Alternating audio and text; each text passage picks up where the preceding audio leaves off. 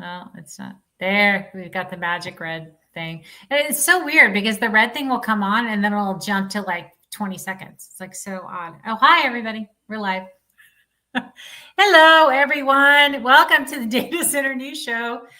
We just talk about red bars on the thing. No, we talk more about that. We talk more than that about the red button. We talk about all things data centers, and I've got some friends in the house. And I will let them introduce themselves. And we got some other people who will pop in later. And look at that. He is here. Mr. Sean is here. Look at that. Howdy, folks. Yeah. Hey, All Sean. right. Hey. We have not done introductions yet. Oh, wait, look. And there's more. I feel like the ShamWow guy. And there's more. Awesome. All right. Well, we'll get started to this party. Curtis, why don't you go first? Hello, everybody. Happy Thursday afternoon. Curtis Friesen. I'm the Director of North America for the International Data Center Authority. Calling in from Austin, Texas. Woo, welcome. And Jay. Hey there, my name is Jay Huzzy. I'm with H5 Data Centers. I am in Oakland, California, and very glad to be here today. Good to see everyone. Thanks for coming. Yeah. And Sean. Sean Farney coming at you live from snowy Wisconsin today. Really? Oh, yeah. It's still kicking. Don't take the plow off the ATV until tax day. So it's still kicking. Glad to be with you all today to do a little data center nerdery. Yes, we're going to nerd out. We're going to nerd out. Oh, by the way, don't be jealous. It's 81 degrees in Austin today. Just saying. Okay. My son lives there. I hear all about this frequently. So, yeah, you can just yeah. Just add it for, yeah, exactly. Hey, Chris, how are you? I'm well. How are you? Chris Pedersen, Avison and Young, Data Center Practice and Platform. Great to be here. Glad to be back. Part of the show. Part of the show. Yeah. Should be super fun today. All right. Well, I sent out, this group doesn't need to know what's going on in the world because they're probably already before I send out the stories. But one of the big stories was Oppenheimer. First of all, is Oppenheimer, do they invest a lot in data centers, or are they just opining just to opine? But they came out and said, basically, we've run out of power. That basically the data center demand has surpassed the power that can be provided. We finally hit it. There's no more power out there. It's all going to go away in a year. And did y'all read that article, by the way? Wow. They're so smart. They are so smart. I know. Maybe they shorted something or two because it's not like the market's volatile or anything right now. No, I know. Exactly. I know. For sure. I'm like, I love when people pull out a crystal ball or make definitive statements like that because they're just so easily nobody knows. I don't know. I've been in real estate long enough to know that nothing ever upholds with whatever you think it might work.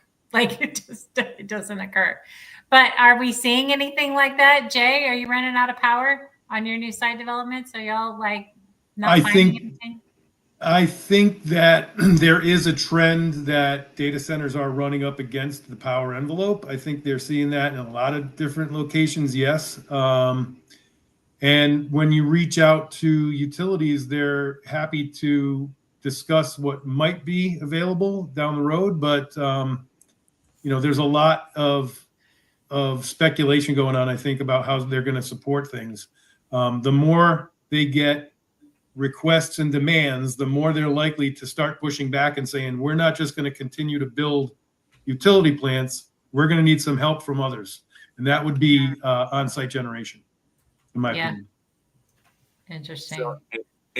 So with all the colo operators we're working with, the AI GPU houses, GPU as a service, I'd say 80% of the developments we're working on today have on-site generation as a significant part of their power plan, and less reliant on the grid and the utility, and more centralized around natural gas and other forms of power.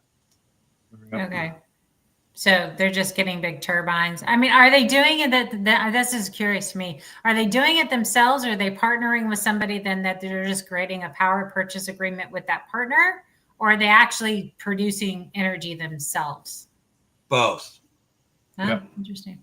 Interesting. There are a lot of questions raised.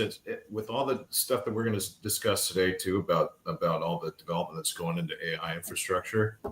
It would be great if there was a little bit more transparency in where we're going to get the power from, right? Yeah. It's actually not being discussed nearly as much as it should be. And that's the bubble that we're going to be looking at, and everybody's aware. It's not a bubble based on lack of demand. It's going to be constraints on the power supply, right?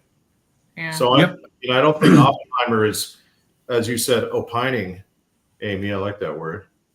You like that word? Thanks. I mean, they're stating the obvious here. Yeah, I would say they're stating the obvious. Yep. Yeah, but they said we're going to be like up against a wall in a year. That was what I thought was interesting. I don't know, because every time that you read the news, it's like somebody found some wind farm somewhere and they got another gig. Like, I'm just like, I don't know if it's really real or not. I don't know. Well, we've had a lot of doomsday predictions in our lifetimes, even, and so far they haven't.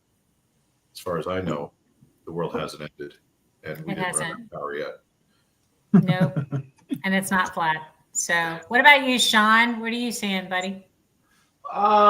There's a lot of double counting. There's a lot of companies talking about the same load letter and the same piece of dirt. We can't deduplicate yet. We're trying, and maybe the brokerage firms have some fault in this, but there's certainly not enough. To Curtis's point, there's not enough supply to meet demand. However, we're still finding adaptive reuse projects with all kinds of power. They're just in weird places right now, and it's not. So we're going outside of the top 12, the NFL cities.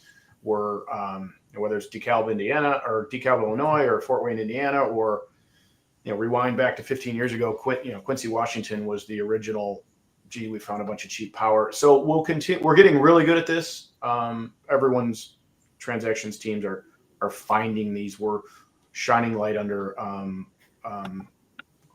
stones that we never looked under before. So I have faith that we will efficiently suck up anything that's left out there in mass quantity. And this has not pushed out to commercial real estate assets yet, in large part, but this may be the next phase. But I do very firmly believe that because there's this limitless demand, self-generation, prime power, that is the nirvana. The first one who and they're all spending a bunch of money on it. First one who solves this at scale wins, because if you're not bounded by geography, because you can create your own power, and you can continue to promise your board and your shareholders critical load delivery schedules over years and years and years. Like, we haven't seen anyone say like, no, we don't see that the demand is going to increase at 20% plus CAGR next year. So I think it's chasing that, which makes it really, really interesting. I think some of the AI, as we move into inferencing, I think some of those sites, because the basis of design is way different and there's some different technical needs. I think that's a different class of data center for a different use case, and that will kind of develop into a different type of building. But in the meantime, the gig campuses continue to develop and just are getting cranked out everywhere. Yeah, I think especially for all those AI startups. So like me, I'm a little AI startup, right? And I'm about to run out of my NVIDIA credits for hosting because we've been building on their GPUs, right? Now I gotta I gotta grow up and I gotta go find a site to go host my stuff on. And I think, but I'm not the only one, right? There's a lot of these little AI startups that need compute, right? And they need to be, and it's interesting that new kind of blossoming industry, but we don't need a whole lot. We just need like a little bit. Like give me a little blade or a couple blades, but then we have to be able to scale. So it's interesting to see kind of where that goes for sure.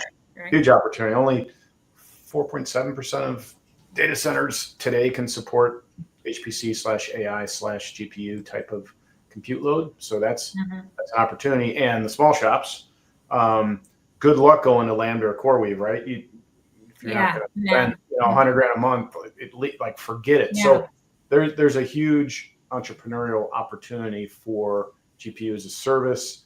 A bunch of people are working on it. That's good and robust. And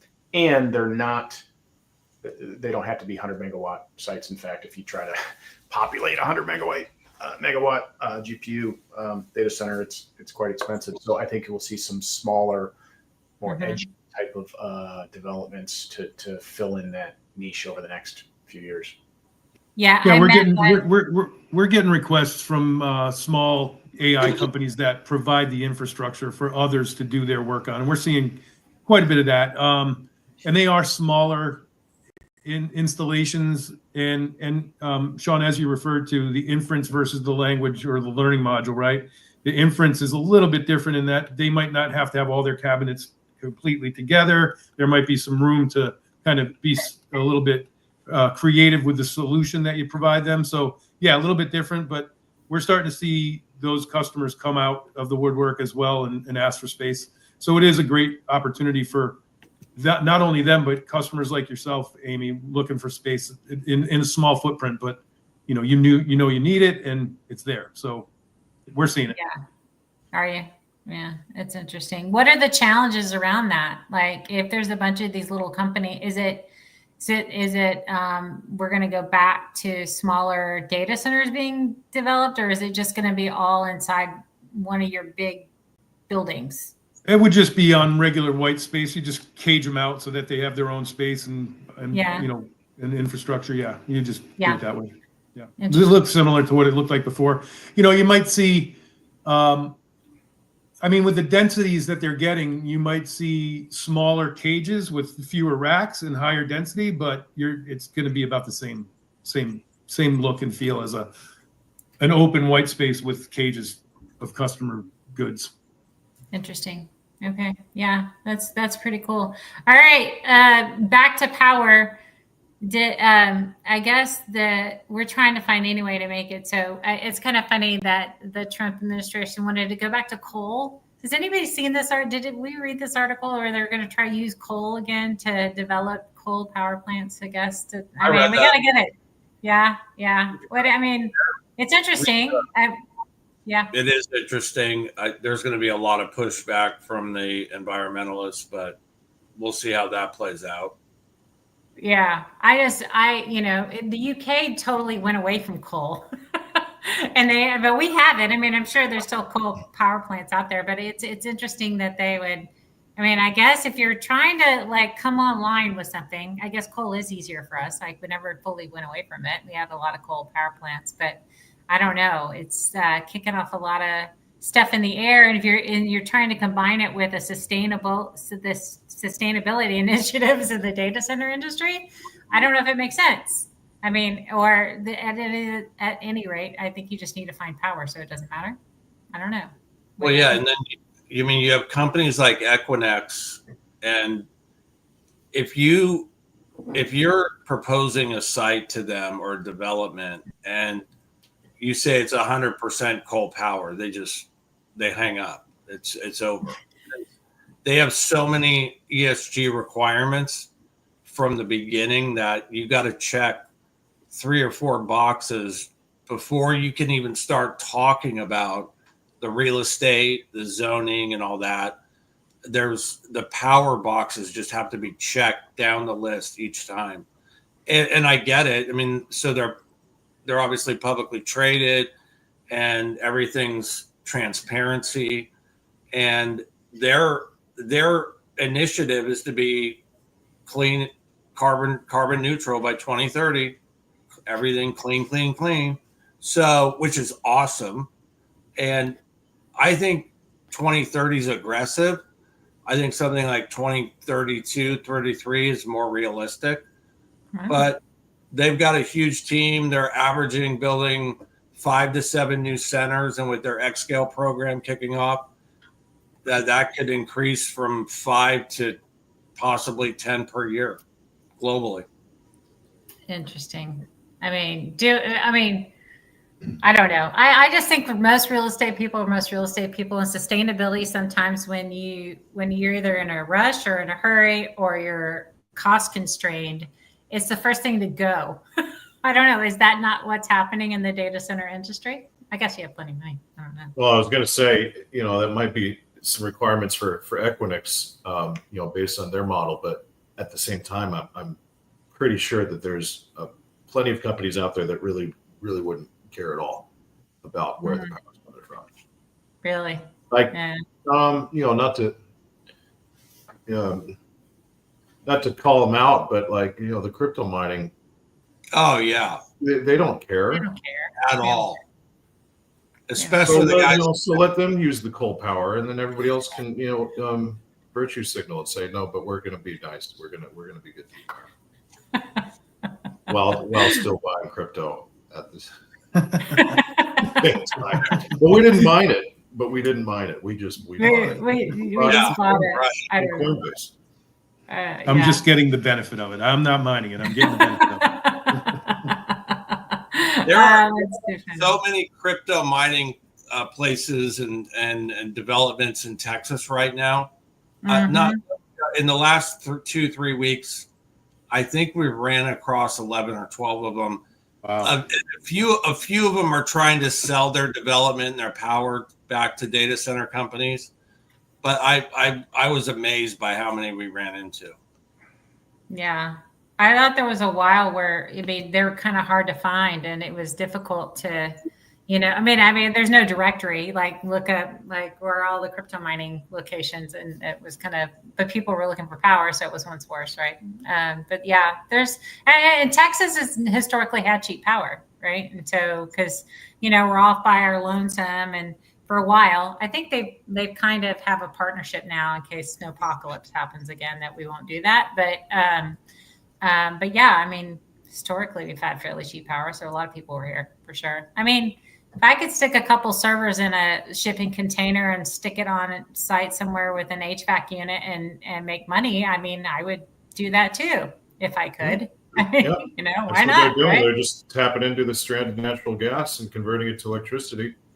Yep. You really can attribute a lot of innovation to crypto miners, and I think we'll be able to continue to do that. Yeah. It just happens the innovations happen in waves. Coincidentally, Yeah, for sure.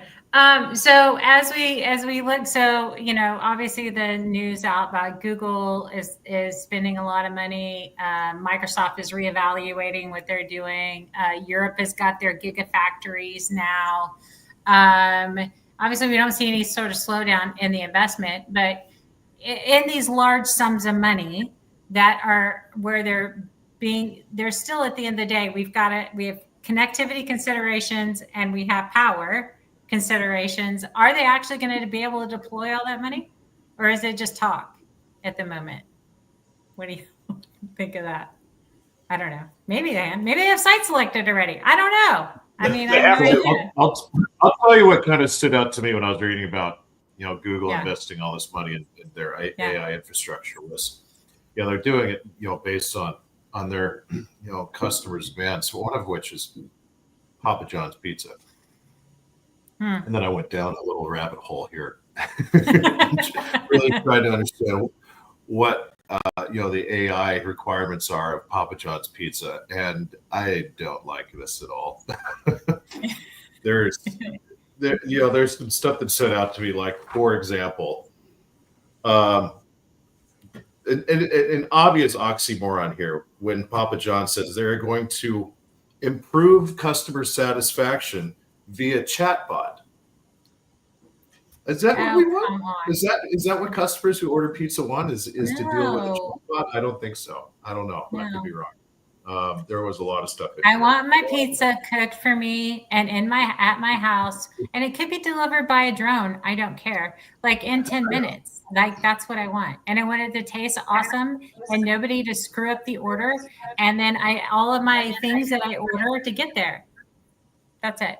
That's what I want from my Uber's pizza. already doing that. You can't speak to a person at Uber unless you Yeah. know the person that you're trying to call. Otherwise, everything is run by Yeah. AI or by some sort of chatbot. There's nothing you can do to get to a person unless you drive for the company and then you can call somebody and talk to them. But otherwise, a person like, just a rider, no, it's all chatbot. Yeah, my point exactly, Jay. I would say that certainly has not improved my customer experience. No, not at all. When you're trying to get an expense flipped from personal to business or business to personal, and you're doing it through chatbot and they won't do it, you need That to talk to sounds like somebody to tell them why. So it's a real pain in the neck sometimes. I agree. That sounds like a recent experience there, Jay. I've been down that road once or twice. Yes, I've been down that road once or twice. All right. So Sean, I know you got to go, you had to hop off early. What are you seeing as far as newer trends in operations on the data center side? How much AI are you seeing actually being employed? Because when I have the conversations with lots of, recent conversations with some data center managers, it's like they're kind of touching it. They're not really, because once the sites kind of get commissioned, right? Don't screw with it, right? It's kind of like, don't mess with these settings. Don't try to do, maybe that's just kind of the latest feedback I've gotten. So have you seen any sort of AI deployments inside the? Yeah. We're operating AI infrastructure, critical environments infrastructure in more than 50 sites. So it's a big deal, and that's a lot of megawatts of critical load, and there's some fascinating differences. And I'm speaking, power density has increased. I wouldn't say it's as large of a change to the overall concept of operations and maintenance as compared to cooling. So I speak very specific to liquid cooling, which does a lot of new things. So first of all, it moves that line of demarcation from gray space or critical environments forward towards the IT stack, because now if you're doing liquid cooling at the cabinet level, you've got cooling gear, whether you're doing rear door or direct to chip. You've got CDUs and other new type of gear that goes farther along the infrastructure. So this is a little bit of change for operational procedures, training, handoff points. You now have to do things like put your pumps on UPS, because air cooling gave you a little more time to react if there was an outage, whereas liquid doesn't. So there's just it's cool, it's different, it's injected some really interesting new physics into some of these equations, and we've had to amend our MOPS and our SOPs and what we're doing and how we deploy, and have had to do some retrofit. Future fit, we call it, kind of AI retrofit to accommodate some of these new technologies. So yes, it is absolutely happening today, and for an industry that generally doesn't like change and hasn't changed a lot in the last couple of decades. In the last couple of years, we've tweaked ops, O&Ms a lot to accommodate some of this new stuff. Interesting. Hey, Sean, where are you? Sorry, Sean. Where are you seeing the delineation or the demarcation of ownership on that liquid cooling path? Are you seeing it at the CDU, or are you seeing it down from the CDU? It depends. Like IT or site selection folks, whatever you call them, they want nothing to do with liquid. But now you've got, again, it doesn't stop at the PDU or the crack or the crawl over here. Like it goes all the way up to the cabinet. Like, but this is mine. I don't want you touching this, but I don't want to own. I don't know what this thing is. I don't know what it's doing, but there's liquid there. This is. I don't think the verdict is in It's not in, yeah. That one. So it's almost like we've got, and I hate the term white space and gray space. No one knows what that means, right? So it's almost like we need a new space, or there almost could be a new role, like the liaison role for this, or it may just break down the walls completely and dump critical environments and IT altogether because of this. So this is very interesting. That's a good point. Yeah, I don't know, but the critical environment guys like doing new stuff and getting closer to the server. That's exciting because that has always been verboten for so long, and now they, so maybe it creeps all the way up. I don't think we're going to go to immersion for a lot of different reasons. Certainly not yet. But maybe it continues to creep. Yeah. And this is like changing, monthly type of thing.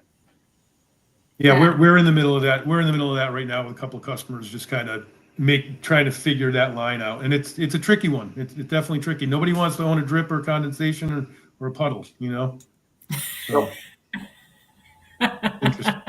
Thank you. I didn't mean to hijack this, Amy, but thank you. No, it was great. No, it's fabulous. No, it's really cool conversation because, yeah, I mean, it is because you have, I mean, if there was there clear-ish delineation before, and now it's kind of all getting it not. Yeah, very clear, very clear before when there was no liquid running into the data center, the air, it was cut off, we would supply air and that would cool the data center. You'd have an SLA to cover, if you lost your cooling or something like that. True.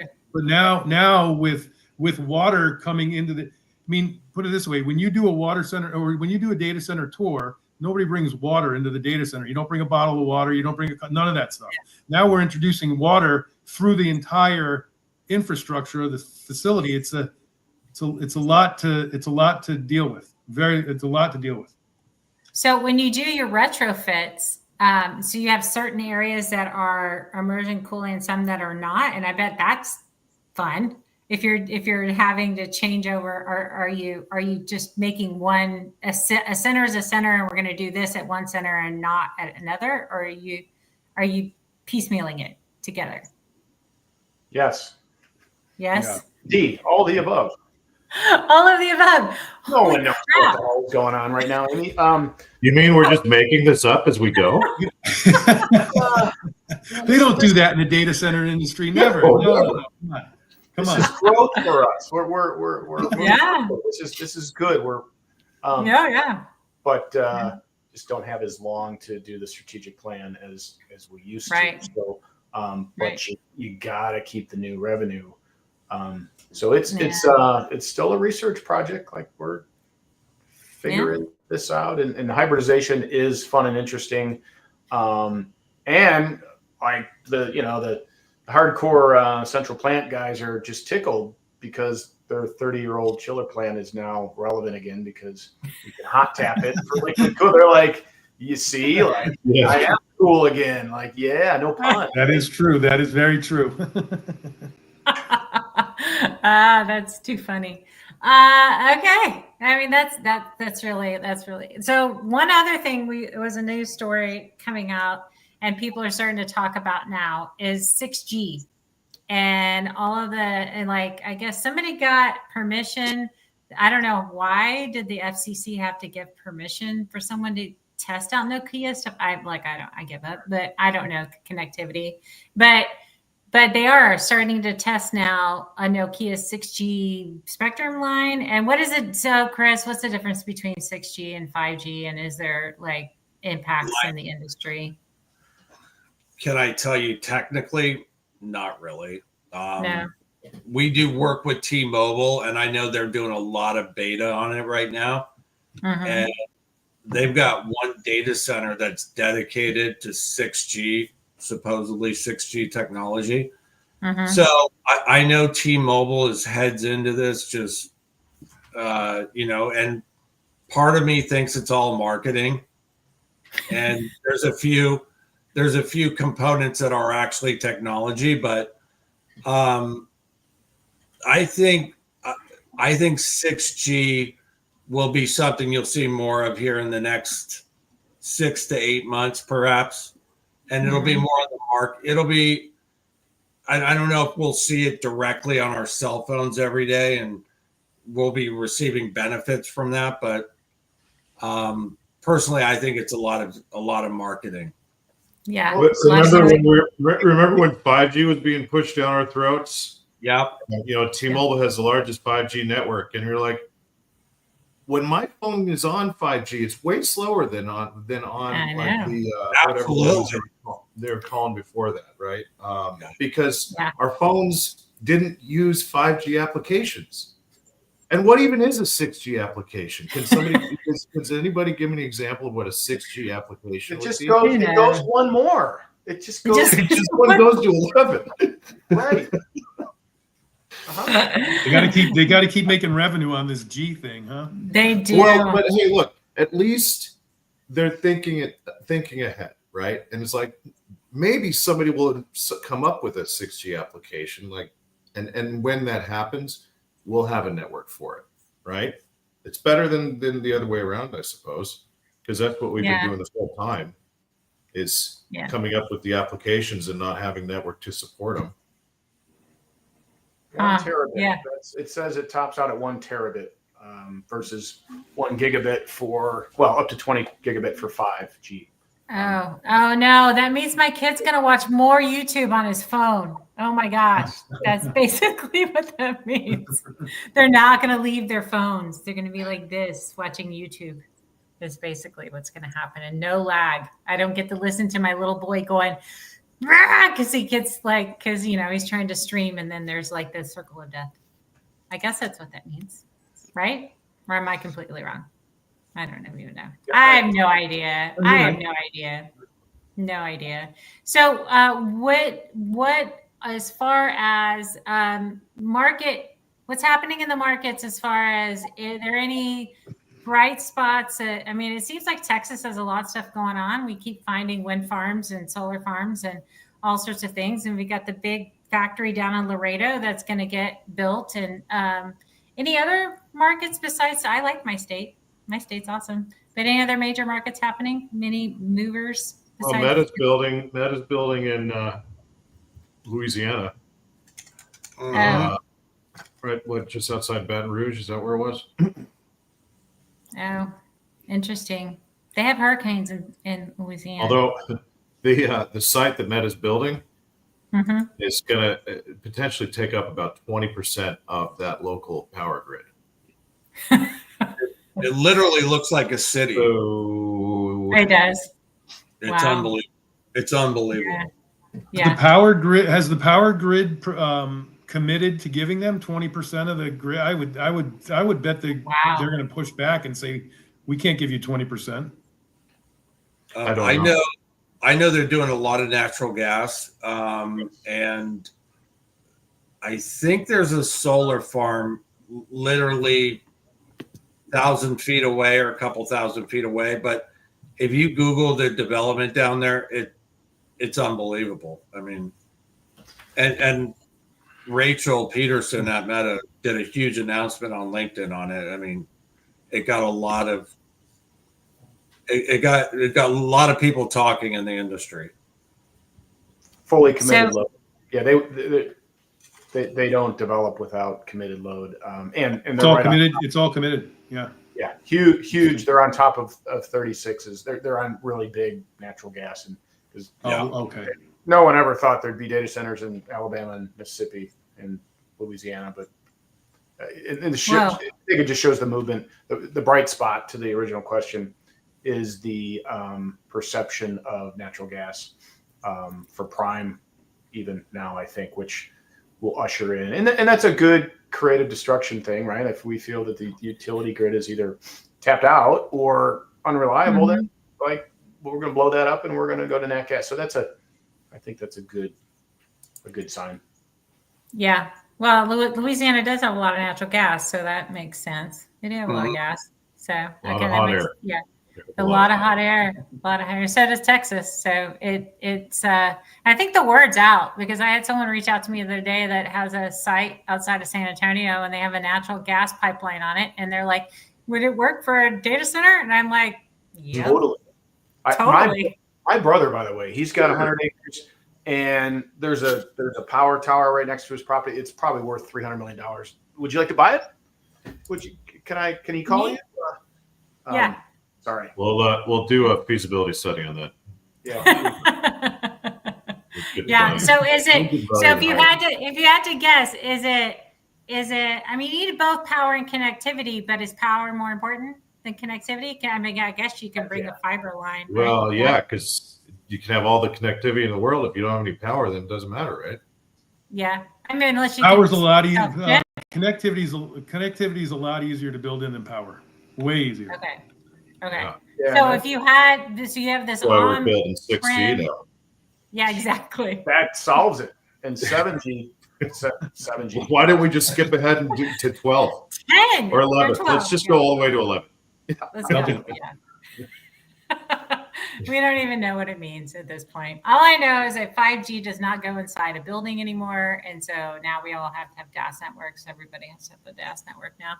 Crazy town. So for anybody who wants to know, if you've got land that's got a natural gas pipeline on it, you probably should call somebody here on the panel because it might buy your stuff. There you go. That's the whole lesson from today. I'm just kidding. All right, Sean, tell us about Data Center World. What are you talking next week about? Everyone's favorite topic. Adaptive reuse.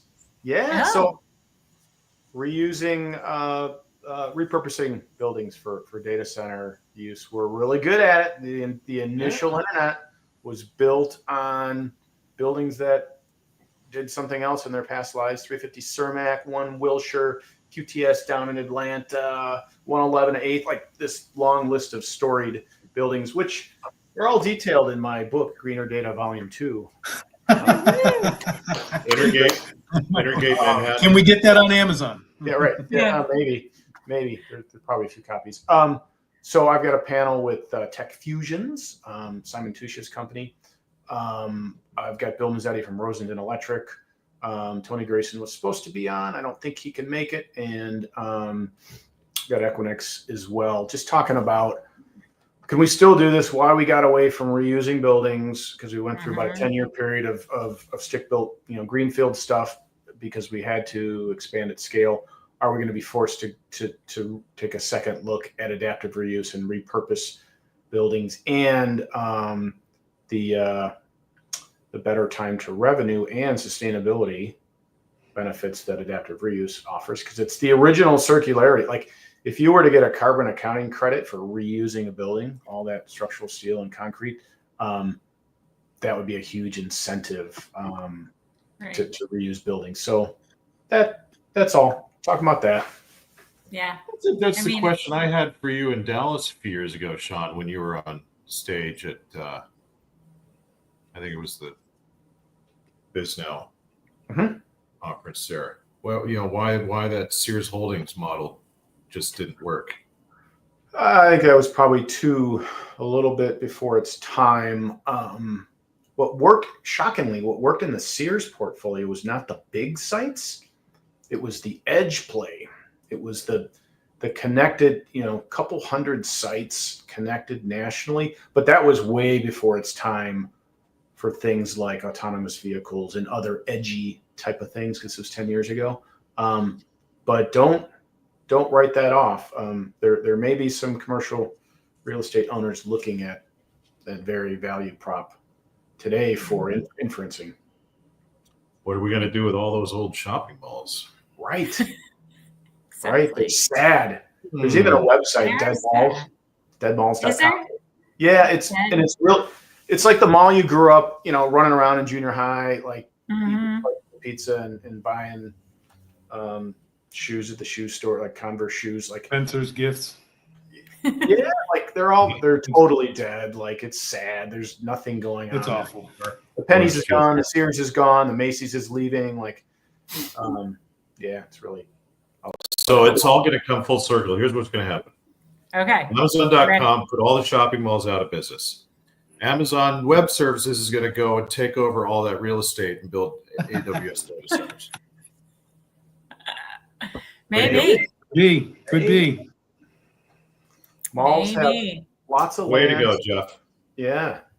Jeff Bezos. They have lots of land. They have great shipping and receiving areas, right? Yeah. They've got plenty of Fiber.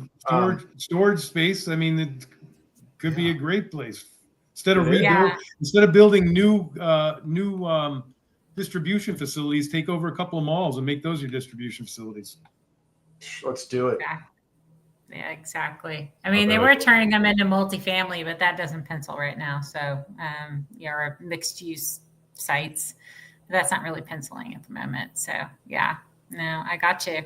So, so if you're going to reuse it, that just leads me to think. I just didn't think you could I could understand maybe an industrial site you could probably reuse as data center, but I mean, can you really? I mean, how do you adapt you couldn't do an office building, right? Because some of the structural, like on the second floor, it doesn't meet. How do you do that? You ever seen Infomart? I mean, what a monstrosity of a building that is, but that was mixed use. That has some a pretty good amount of data center plus still some other stuff, depending on the design. Yeah. If you Intergate Manhattan, Savvy's place in New York City, that's mixed use. It is now anyway. So yeah, our site at 1000 Denny is a mixed use building. It's the old Seattle Times building. It's 5 stories, and we have a couple that have a couple of the data center spaces in there. Yeah. Are you having to reinforce the steel? Are you having to do any of that? Or, I mean, it would. Yeah, we had to reinforce for earthquakes. We had to do things like that. Yeah, there's definitely some hardening of the building that you have to do in order to make it safe. Interesting. Well, it's also a good way to, reuse the heat. Yeah, that's true. Put That's the, interesting. put the office space above the computer rooms, and then you get free heat in the wintertime for people that are working in there. Not that people ever work in offices anymore.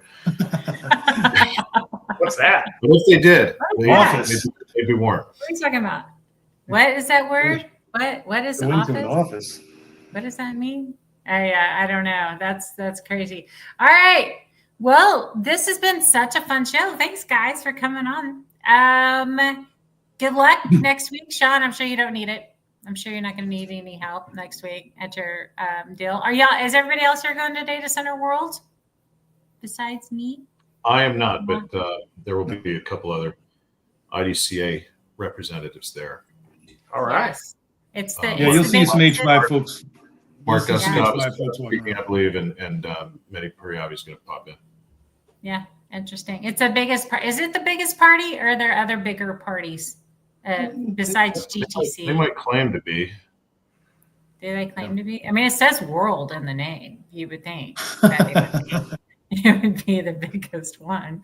Who knows? Now that we're putting data centers into space, We are. Oh, we didn't talk about that story. So before we go, yes, the satellite one. I totally forgot. I'm spacing.